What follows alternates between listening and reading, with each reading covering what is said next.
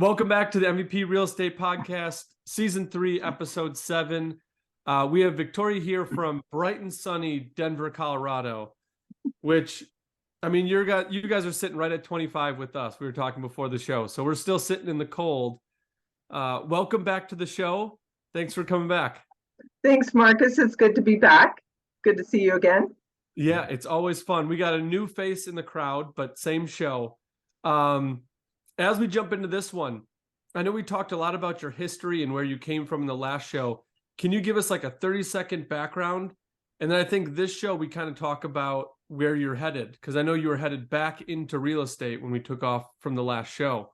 Yeah, definitely. So give us like a little 30-second background just for any new listeners that are out there that didn't catch your last show. All right. Well, I've been in business for 21 years, actually, this year. And part of our adventure has been in investing in real estates. We specialized mostly in fix and flips. We hit the downturn along with the 2008 recession. And so we've been on a journey. I work as a business coach and consultant with family businesses, as well as we are building up our reserves to get back into real estate here in the future. It takes a little bit of time, especially with the markets the way they are right now. Yes. And that is what I was going to, talk to you about, because obviously trying to get back into it now is kind of a funky time for some people. So we will touch on all that, I'm sure. With what you're doing currently, business coaching. Yes. You mentioned before the show, you like to work with construction. Oh, absolutely. Absolutely. One of my clients is a construction company. They're in framing.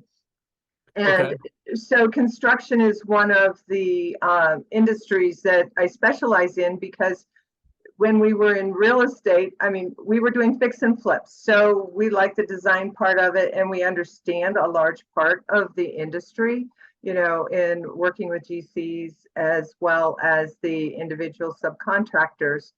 So I work with family businesses to be successful and create a legacy. And construction happens to be one of the industries that I work in. And I help them create success beyond the transfer of leadership, wealth, and ownership in a family business. And construction's fun. Real estate's fun. Yeah, it's a wonderful, crazy market, or industry, I'll call it. And I like where your direction is, because at least from where I see it, the people that usually start their construction companies don't come from the business background. They come from a construction background. So generally, it's not all cases, the person that starts the construction company just wants to do, like in your reference, the framing, and doesn't want to do the paperwork or build the business. They just want to do what they've been doing, which is build houses. So I feel like there's a very good tandem with what you bring and what they bring to be able to make a successful business. Oh, definitely. Like the company that I'm working with now, that's a framing company. The CEO is actually not the one doing the work. So they've relatively started to set it up right, but she also has a full-time job. So she's handling all the paperwork and all the legal side of everything and the bookkeeping side. And her dad is actually the one doing the work, and they want to build it to a point where he's not doing the work. And then she can actually step in full-time into the framing company. So I'm helping them to get to that point so that she can just kind of guide it as true visionary CEO, and he can oversee the work, but they're not dependent on either one of them to actually grow the business. So that's what we're focusing on there. Nice. Within that example, are you helping with the process of the daughter taking ownership? Like, is it the father selling, or what's the dynamic on that one? In this case, it's father started it, needed daughter to help with the paperwork. Daughter actually owns the company. Okay. So yeah, we have culture that we have to deal with, just even with them, between the two of them and with her, because it's a Hispanic family. So we're dealing with the family dynamics, and I'm working with her to help her to really take ownership and leadership of the company, because it's been in business for, what was it, 5 years, and it's been growing, but Dad has wanted her to take full step in ownership. So it's a wonky one, but all family businesses are wonky. They each have their own distinct differences. Yeah. Yep. And obviously it's not as simple when you get family involved, because that person that you're making business decisions, you're also sitting with at Thanksgiving and Christmas. So exactly. And you gotta keep it respectful. And you're expected to show up for things like, in the Hispanic culture, everybody's quinceañeras and, baptisms, and there's a whole lot, just, we have a lot of cultures in our country, and every family has a mix of cultures. And so when you're in that, that's one of the things that happens, is that you have those mixes of cultures. So I work with them within their culture, as well as creating that culture in the company so that it will grow. And right now we're working towards helping her to get out into the community of GCs so that they can really expand their business, because their framing is really, they're one of the top framers. However, if you only are dependent on 1 or 2 GCs for your work, it doesn't work very well. Yeah, it gets tough. And I know that right now, I'm sure they are prepping for like their busy season. That they are. Because right now, all the new builders they're trying to get these framers that are awesome, they're first scheduled. And especially in the Midwest, it might be a little different with you. Like a lot of our new builds kind of kick off March, April, because the frost is done. You can actually dig. So you want all of your framers lined up, but you're at the whim of the weather, and they don't want to say, yeah, we're set, because if your job isn't ready, do they just pause and no one works? So pretty much. It's a very, very weird time where framers want to book things, but you kind of have to push pause until you can actually put it in pen. Yeah. And subject yourself to the commitment. Well, in Colorado's a little different because they build year round here.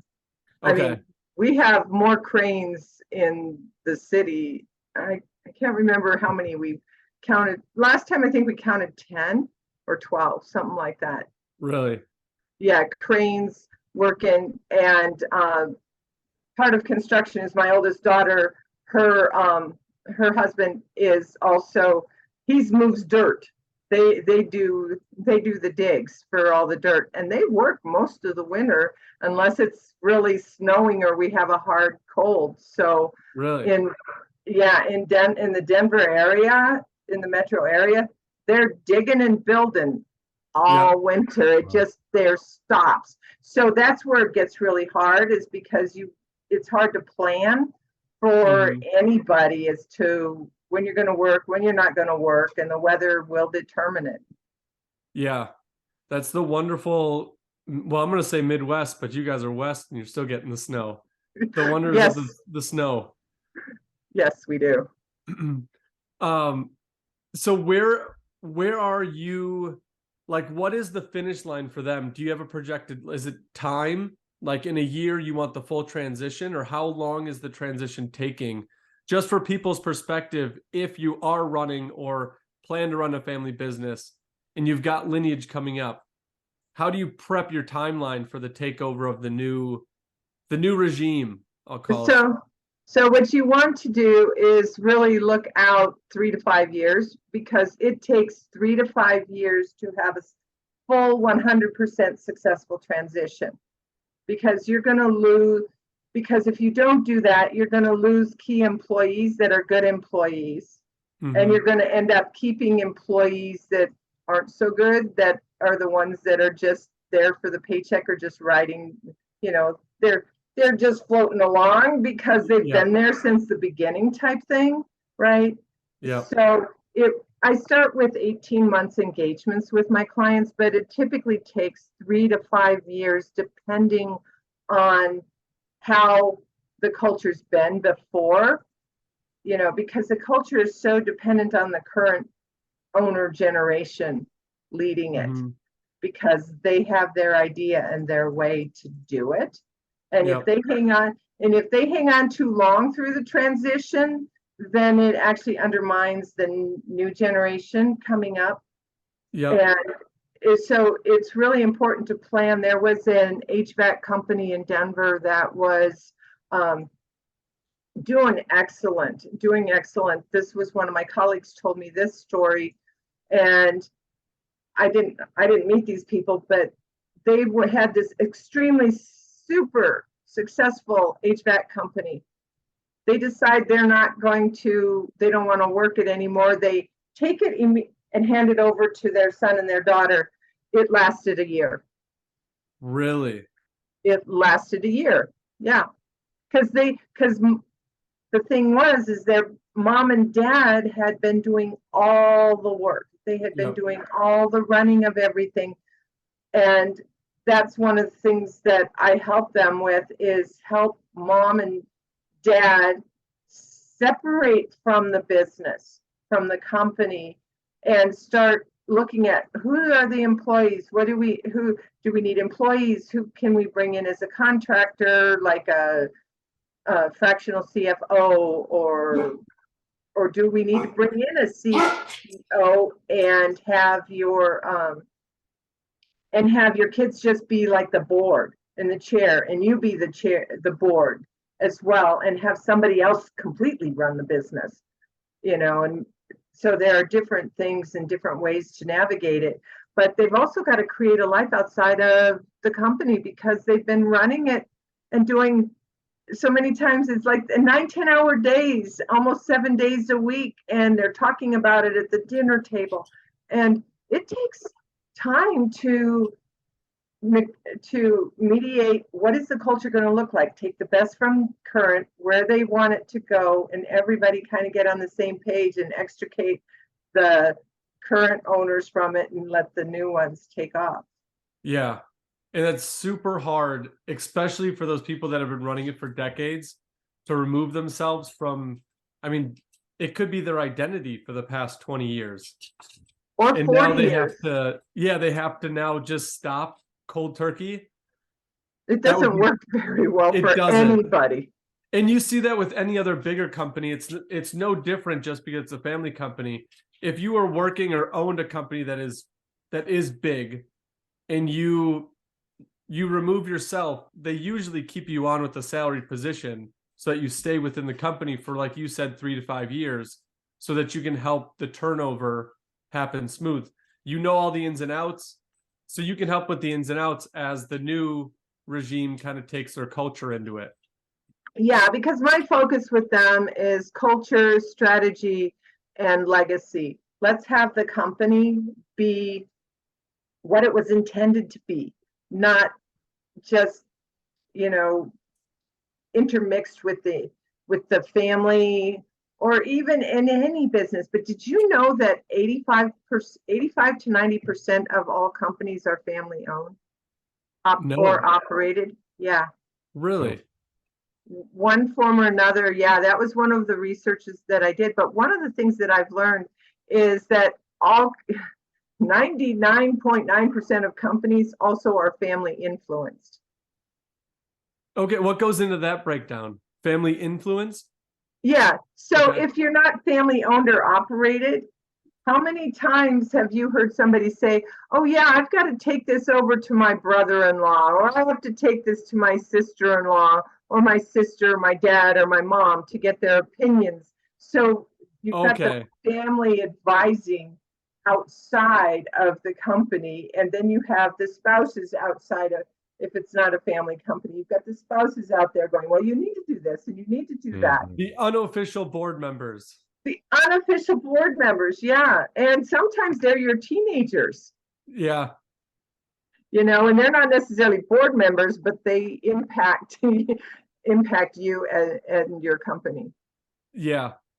No, that is true. I didn't really think of the influence part of it, because that goes, me and Dan were just talking about yesterday about his wife and what she was saying, and her future thoughts and Dan's future thoughts. And Like it is true. And I never really thought about it. So, and you said that was 99%?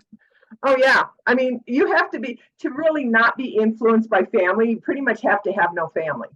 True.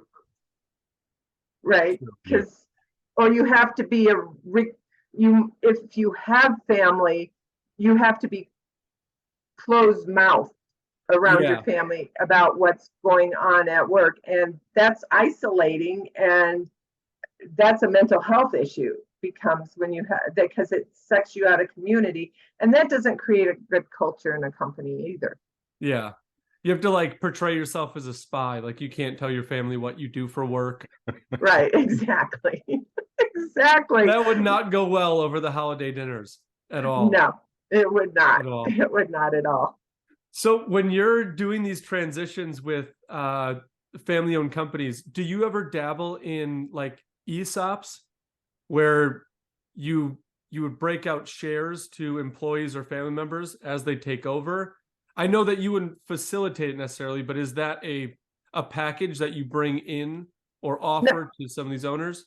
It's not a package I offer. It's what I do with, I collaborate with attorneys, and I'll make recommendations from a business and a culture side. Right. But, there are so many other advisors that are just awesome. So like I will partner up with the fractional CFOs and the fractional COOs. And one of my clients, her fractional COO, and they're actually some of the ones that will bring me in as, okay, he went over just before the end of the year. He brought to me what they were looking at for compensation and different things and equity stuff with employees, to get just my feedback on that as to, the market and different pieces of what I've seen. And so I will have input to things like the ESOPs and stuff like that. And it will also depend on the person's, whether they want to sell it to an employee owned. Sometimes they do that in the shares. So it's like, we'll talk about what that does to the culture and how to keep the culture going forward, and let the attorneys and the benefits people and all of the people that have to be involved in that. That's a huge thing. Yeah. It's a huge undertaking. And I figured that you'd bring in attorneys to draft paperwork and do their due diligence, because that would be a lot for one person to take on. Yeah.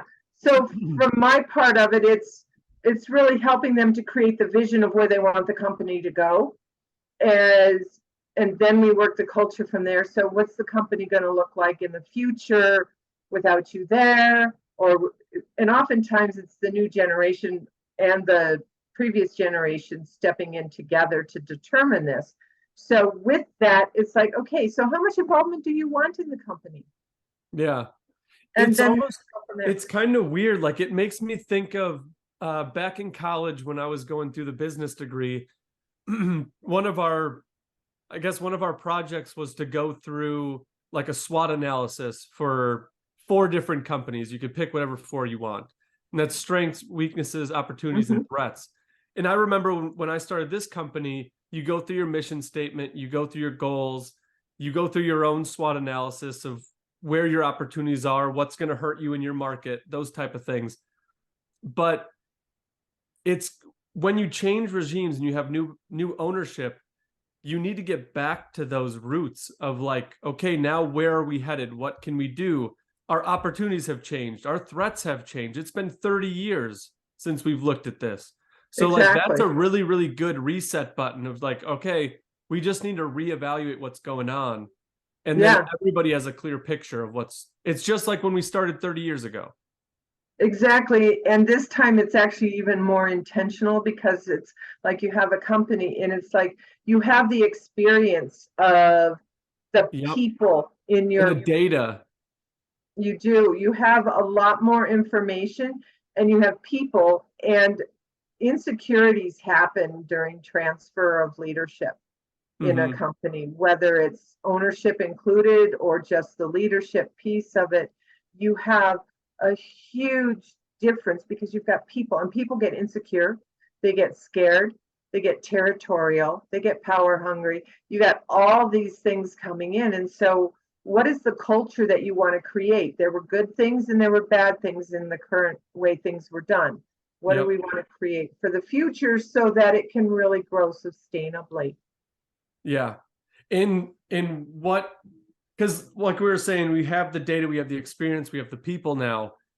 Have you ever been in, and I would find this would be a fascinating, you don't have to share details, but you're not going to go in and say like, okay, we're a gutter company. We've done gutters for 30 years. We look at the data and there's actually more money in siding.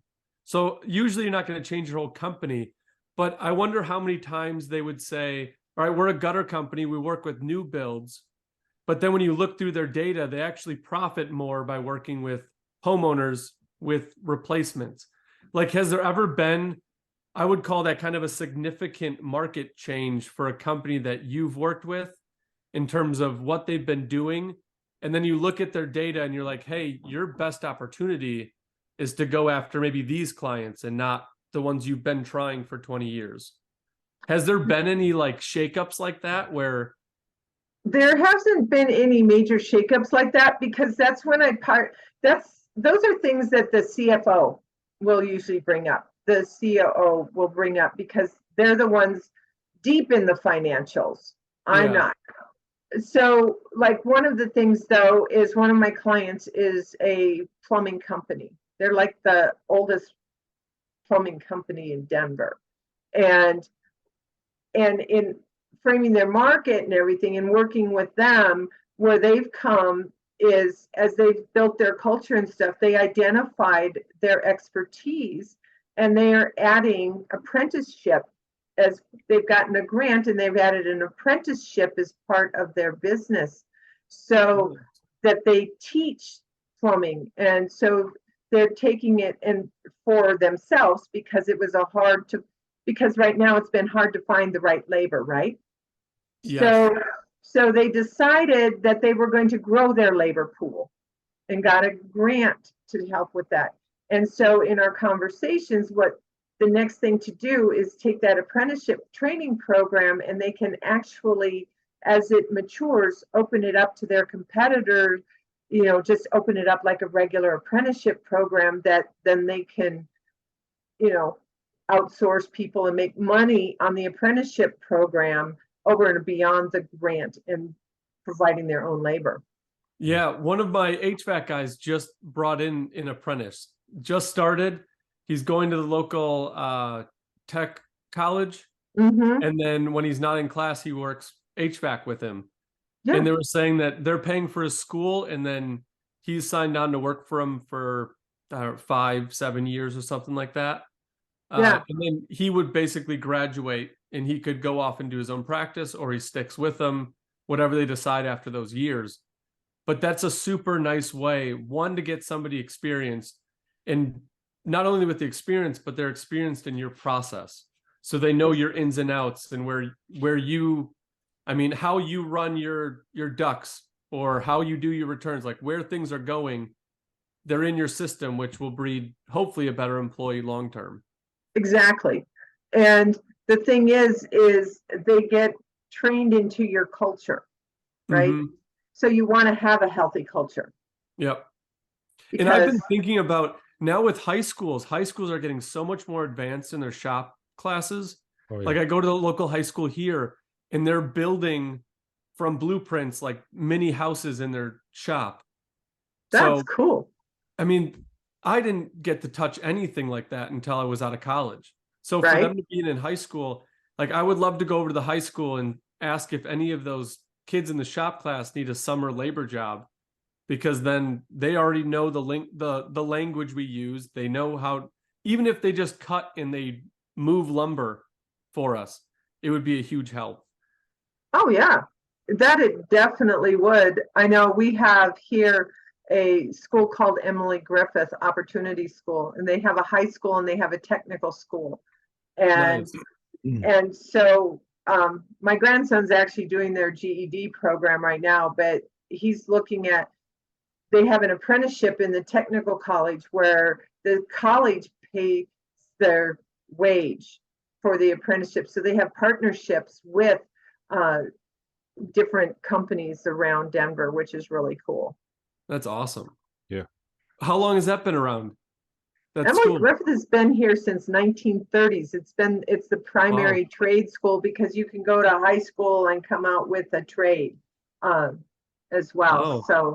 So that's really cool. It's nice to see that the trades are coming back and that the schools are starting to bring trades back into the high schools, because for a long time they went to this place. Everybody has to go to college, but everybody's not designed to go sit in a classroom and go to college. And the skills that you get just by being on site, you know, and working with people in the trades, you can't learn those refinement skills anywhere else. Right. It's the same as, I'm a registered real estate agent as well. You go through the courses, you learn your textbook material. Nothing, well, I mean, I won't say nothing. It's not the same as practicing in real life. No, how they want you to learn the textbook and how you learn in the field, way different things. So it's the same thing in carpentry or any trade. What you learn in the classroom, yes, by the book, but it's not going to be in practice. So you do need that in-field training. And if you can get in one of these apprenticeships and get paid to learn, I mean, how much student debt problem are we in right now? That's like the opposite of what is going on. So I would say sign up because it's needed. Exactly. And during the COVID stint, trying to find a contractor was like near impossible. I mean, people would call me for work and you'd have to give them a 6 or 7 month date out in the future because you're backed up and everybody they call is backed up. And all you need is just more tradesmen. Because there's enough work out there. There always will be. Oh, there is, definitely. And, you know, I think that shortage of tradesmen is a result of that focus on college that our culture, our American culture did for a long time, because the trades quit being honored as a respectable way to earn a living. Yeah. And it's something I think we gloss over. I don't know what show we had talked on it before, but I think there was a finance guy in and we were talking about how the culture, just when you graduate high school, your parents said, okay, the next step is college. And yes, they didn't force us to go to college, but man, you were a leopard if you didn't go to college. It was like something was wrong when you didn't go. And now we're sitting with all these thousands of people with massive student debt that they're going to pay until they're 70. And we wonder why no one has money to spend anything in the market, because we're all paying back student loans. Right. So I am excited for like the next generation to come through where college isn't the answer. It's still an answer. Like I still think people need to go, but not 90% of people. Because not everybody needs an office job or a cubicle job. Some people want to be out in the field. And I think promoting that and allowing that to be a natural thing, I think will be healthy for people's psyche. Oh, absolutely. Well, and part of, you know, I have my business, and part of it though is in my work with companies is really about having them have all their employees and everybody thriving, right? So you have the right people doing the right things for the right reasons, and you tap into their unique genius. And people thrive when they are valued for who they are and what they bring to the table. And by having it go for this new generation, and that's what they want, is they want to be honored for that and to gain the skills in what they want to learn. And then they will show up. And that's what this one client of mine that's done the apprenticeship program is. She's got, you know, young 20, 21-year-olds who are absolutely enthusiastic and show up for work because they're learning what they want to learn, and they're going to be able to make a good living doing what they love to do. Yeah. And that's cool. When you can get people in the company that are enjoying what they're doing, and it's not like you have to remind them like, hey, there's work today. They just genuinely want to come in.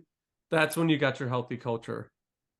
Definitely. And it's not easy. It's like parenting isn't easy, you know. doing the easy thing isn't necessarily the right thing. Yeah. I just talked to my son about that. We were reading last night and I pulled 2 books out of his backpack and he's like, all right, let me see them. And he opened both of them and he's like, I'm going to pick that one. And I was like, why'd you pick that book? Oh, it's shorter. Come on, man. We can't just pick because it's the easiest thing. Like, this one is about a topic that you like. Why wouldn't you want to read that one? But that's the 8-year-old learning to read struggles right there. Right. Yeah. Because it's like I can get through it faster and Yeah. And it's not as painful. But the thing is sometimes putting that extra effort in, it really isn't painful because you, like you said, learn the information. It's a topic you're interested in. Yep. I know. Oh, the wonders of learning to read. Oh, yes. But all right. So now you have worked with your company, multiple other companies, and now you are like on the cusp of starting your business back up. So where are you headed? What's your first step as your 2.0 company comes to fruition? For our real estate, you're going to have so much experience in your head, not from running yours, but from working with others too. So what are some of those key takeaways that you've worked with and that you've experienced that you're like, okay, when I start my 2.0, here's where I'm started. This is the direction I want to go. Or is it still incomplete and we're still thinking about it? Well, we're not still thinking about it. We're in process, but the first thing is when you're looking at getting back into real estate, well, for us first, it's to get our own personal residence, but we always look at our residence from an investor point of view, with that consciousness. But it's really thank you for doing that. As an agent, I appreciate that because I love talking to people that think about it that way.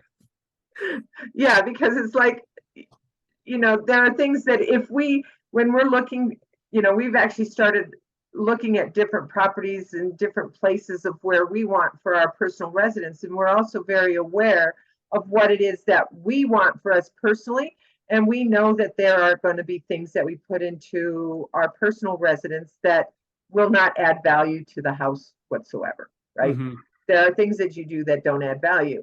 And when you flip that into investment, you have to pull that back because as an investor, it's really tempting to make your properties look like you would want to live in them and to put that amount of dollars in, and you really can't and be successful, right? You have to pay attention to your profit. So part of what we're doing is we're looking for our own house and knowing that that's step one is to get back our own house to own again. And we're paying attention to the market. You have to pay attention to the market. We look at the rental market and we look at the housing market. And we're going, seriously, people are willing to pay that much for rent. And we're watching all the building and they're trying to catch up from the stop build that happened back in 2008. But there's going to be a place where the market's going to tip over the other side and come down. And so we're kind of watching that because it looks like the projections is that the market's going to start coming down a little bit in 2020, next year in 2024, because we're hitting that cycle of a little bit of a dip. So that's the thing that we pay attention to. So in a way, we're not out of it. Granted, we're not doing it for income or making money, but we very much watch what is happening in our area and where we'd invest. And we've talked about, well, that one's for sale. Should we see about going after that? Because it's a duplex for an investment. It's like, yeah, no, it's too high at this point in time. Yeah. Because you want to manage your cash flow on a property, right? Yeah. Right. And if it's too high and you have to charge too much rent for a property or your margin of flip is too small, we've watched people flip around here and we're going, you didn't make anything on that. Yeah. Yeah. And an experienced person can go in and kind of look at an area, a house, and assume what's going to happen. Maybe not to the penny or to the dollar. Well, exactly. But you can get relatively close after you've done this a few times. And I mean, right now, to what you're speaking on, like me and Dan, when we sit on calls, we're always going over numbers. Dan's analyzing properties to make sure that our numbers work.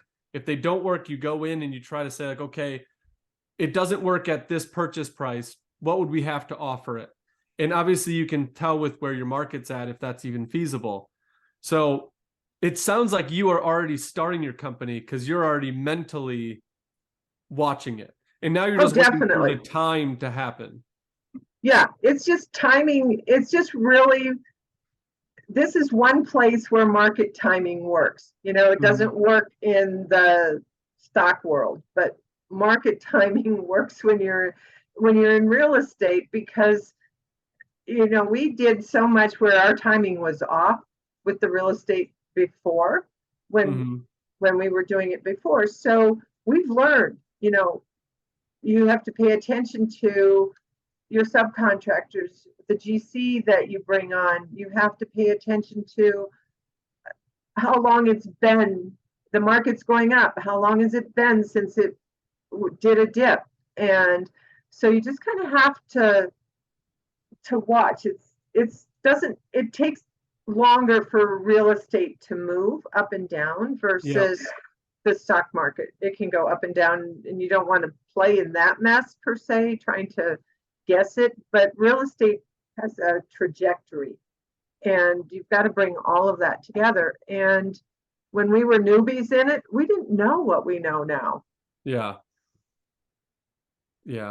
So when you're thinking in 2024, you're going to actually mentally make the flip to purchasing. Right now is just more mental prep and getting everything set and ready.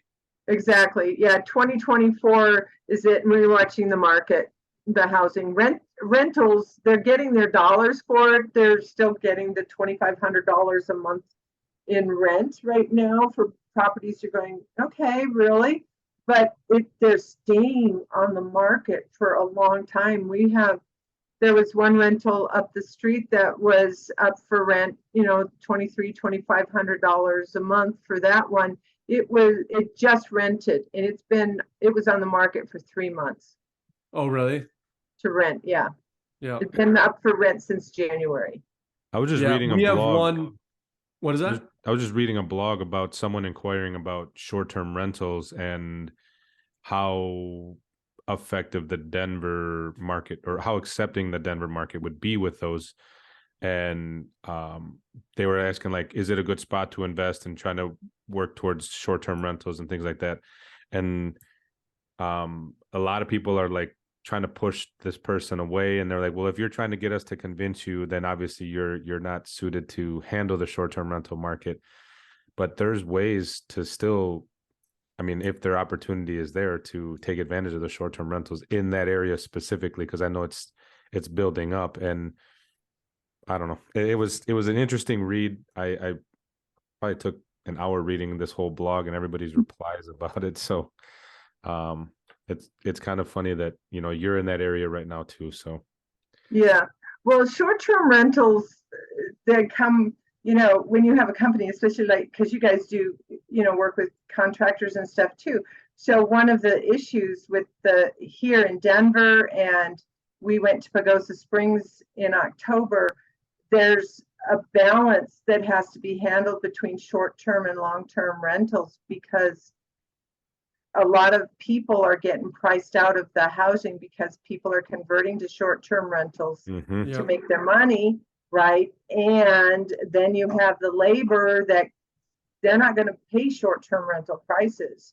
And so so there's this balance on the long-term, short-term rental thing. And now in Denver, you have for a while had to be licensed for short-term rental. Now you have to be licensed for a long-term rental as well. Oh, I didn't hear that. So now you need specific licenses for what investment you're going to go after. If you're going to have a long-term rental here, it's like 50, it's not much. It's $50 a year, but you have to register. So it's not really, I guess license is the wrong word, but you have to register every property as a landlord here. And you've had to do that for short-term rentals for a while, but long-term, they just added it to long-term. It's not high But if you have an apartment building, it's a good chunk. But and you said, is it 50 per property, or do they go 50 like per unit? Yeah. Oh, so if you have a 100-unit apartment complex, it's 50 per door. It's 50 per door. That's cutting And into how your long has cash that flow. been happening? It just got voted in last fall. Okay, I gotcha. Yeah, because I hadn't heard anything about that, and hopefully that doesn't move to Wisconsin. But if it does, obviously we play that game. Well, part of it in Denver, I think the reason they sent it through and it was voted on to do is Denver is really a lot of rentals. Yep. It really has a huge number of rentals and apartment buildings, and there's been issues with the equity and stuff. They're kind of having issues with the market, I guess you could say. I gotcha. My computer the battery decided to start going, so excuse me. Oh, no worries. Yeah, when I bought my house, I originally had planned to put an ADU in the back and make that its own apartment and then be able to rent that out. And the municipality is against that here. They don't do any short-term rentals. They don't do any ADUs. Oh, wow. It's just an absolute no across the board. Yeah, they've opened it up here.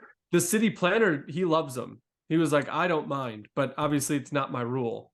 So I've written to the city every year, like reassessing, are we bringing this up within your meetings, trying to get something moving. But our community of 16,000 people isn't really on board. But I see the market because there's a lot of people that come up from Chicago because we're surrounded by lakes. So they come up in the summer, hang out with their family from Wisconsin, go out on the lakes, and then go home. So I'm thinking put in a unit, and in the summer it's going to be booked. Winter, not really, but summer would be great. And hopefully you make up enough money in the summer that if it's dead in the winter, it's just dead in the winter. Right. But I got some work on the city front to try to allow that before I can do it. Yeah, well, because there's literally a housing shortage in Denver. So of affordable housing especially. So Denver has changed their zoning for ADUs. There's a lot of neighborhoods that now have ADU zoning. So oh, really? Oh, yeah, ours is one of them. Do you see that it's a positive or a negative within your market, or kind of a push? It's for me, it's neither here nor there. But when we get our property, we want an ADU. So as well. So whether it's for family members to temporarily occupy when stuff is happening, or whether it's to do as short-term rentals or even a long-term rental, it helps pay the bills. Yep. And I'm seeing it more and more on HGTV when they're doing these flipping shows. They're attaching, like they're blocking part of the house and creating a separate unit within the building because then they can sell it. And the prices, like in California and in the West, are a bit higher. So a lot of people will be willing to buy that higher price because they can rent out that back of the house with the smaller unit to take off their mortgage. So it is kind of helping with some people being able to buy like they weren't before. So there are some financial positives to people buying them. It's just getting the governance to allow it to happen. Oh, definitely.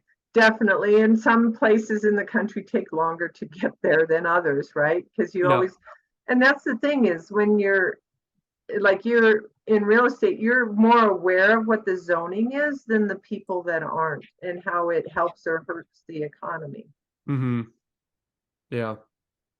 So it doesn't sound like short-term rentals is the market you're going to hit when you get back into it. Obviously, you'll have an ADU. Not. Do you know where you guys are headed? Is it multifamily? Is it single-family rentals?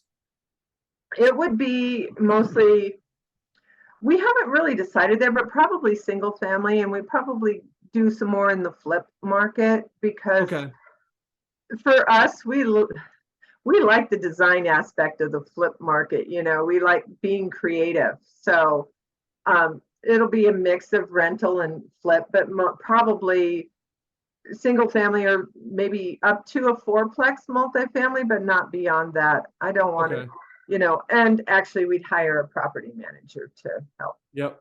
Yeah. And me and Dan were just talking about like basically where you're at when you're looking to buy a property, how you build in your property management costs on the front end.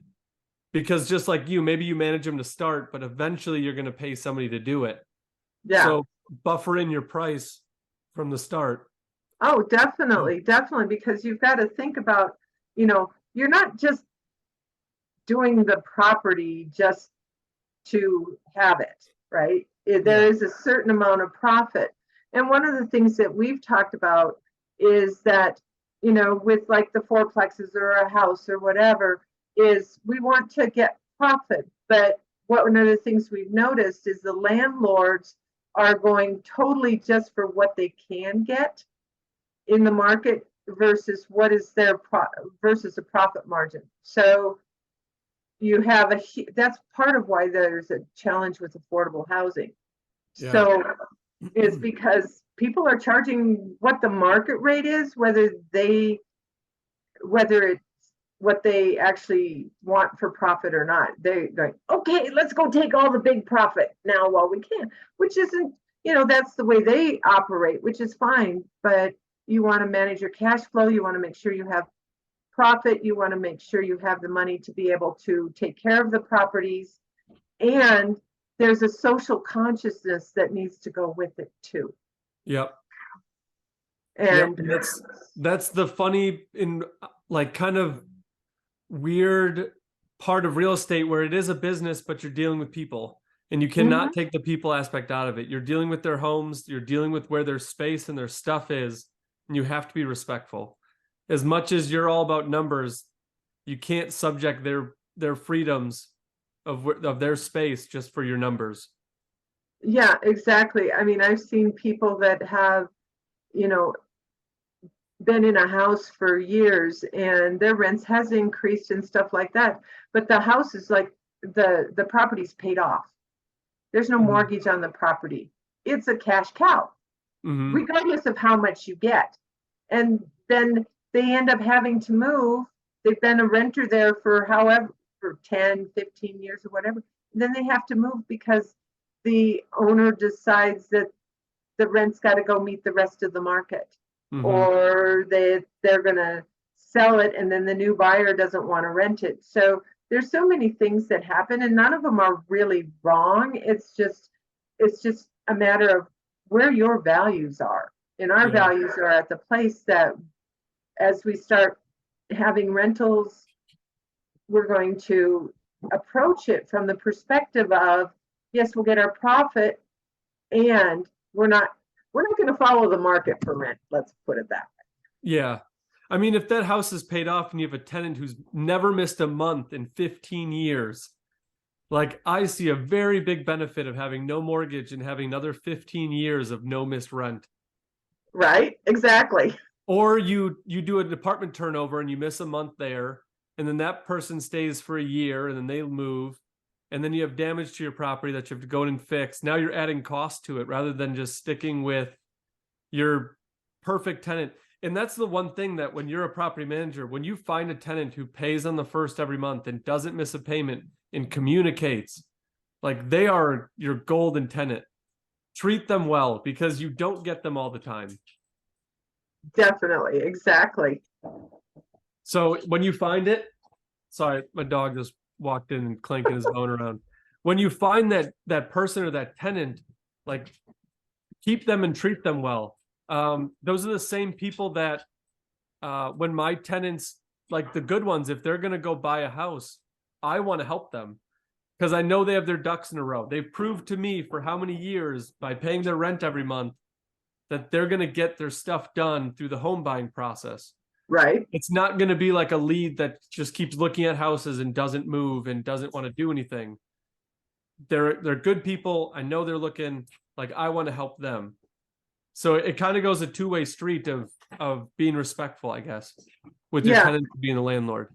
Well, and with you having your real estate license and having rentals, that makes a lot of sense, because you can you can facilitate and earn income and profit from both sides of the process, which is awesome. Yep, it is fun. There's more, I feel like there's more pressure because you get like a normal person without a real estate license, just like a general contractor. If you mess up and the city or whoever the governance is, I'll say, catches you, like you might get hit with a slap on the wrist or a fine. But if you're licensed and you mess up, like it is like 3 times the fine and you've got some issues on your hand. So there's a good and then there's a bad. Exactly. You just got to make sure you're safe. Definitely.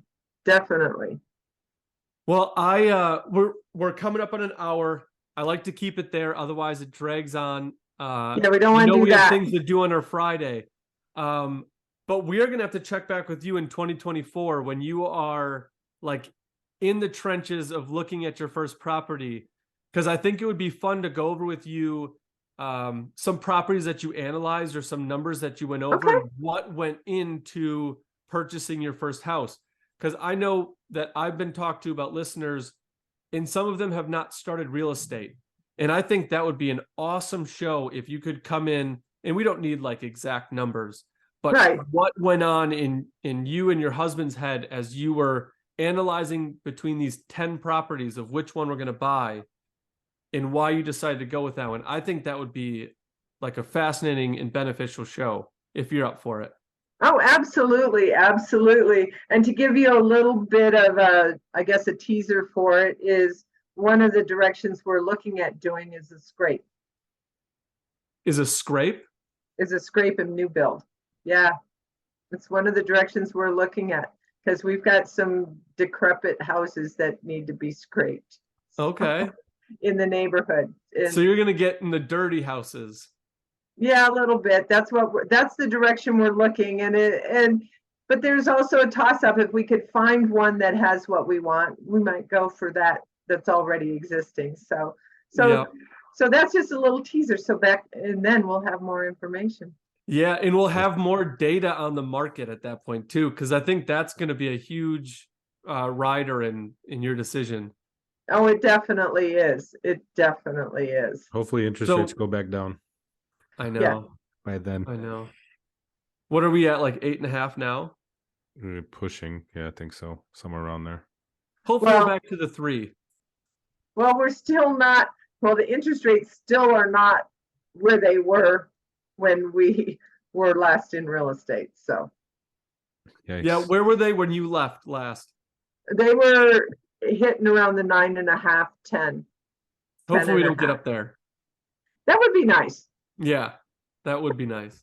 I don't know if we'll ever see 3 again. That was crazy. That was another thing I just read. Someone was like, hey, I want to put 25% down. I need 3% interest rate, blah, blah, blah. And everybody's like, do you have a DeLorean? Can you get it up to 88 miles an hour? Like, there's like, that's not going to happen unless you're going to do a subject to, or you're going to pay $60,000 to buy it down. Like it's crazy. Like buying points down? Yeah. But, and then at that point, if you're buying it down up front, maybe by the time the rates drop back down, you would have lost out on that if you're trying to buy it down that much. So at that point, you're almost better off just going cash. Right. Yeah. Yeah. And I remember like after the height of COVID, when people were going through like 200 showings in a house in a day, interest rates were at 3%. After that period, when they rose up to like 4, 5, people were like, I'm just going to wait. Interest rates are too high. And I was like, interest rates are normal. What do you mean they're higher than 3, but 3 is ridiculous. And now we're seeing at 8.5. And I'm like, remember when you press pause before? Yeah. Right. So you just got to keep the relative, like you were talking about. It's all cyclical. So yes, we might be up in a short little frame, but if you look at the entirety, we're like right in the middle. So, and Dan was just rubbing it in my face, his interest rate yesterday. So that's 3%. Yep. Good for you. Yeah. You got that. So hopefully we get back there, and hopefully you're onto some big things because interest rates are low and you are looking to buy. Absolutely. So absolutely. That's the plan. We will catch you probably late here in 2023 because then it's going to be, that's like your ramp up period for 24, if that works for you for timing. Absolutely. So reach back out. I'll be happy to chat with you again. Awesome. Sounds good. Have a good Friday. Enjoy your cold weather. Hopefully you do get up to 40. Hopefully so. All righty. All right. Have a good weekend. Thank you. You too. Bye.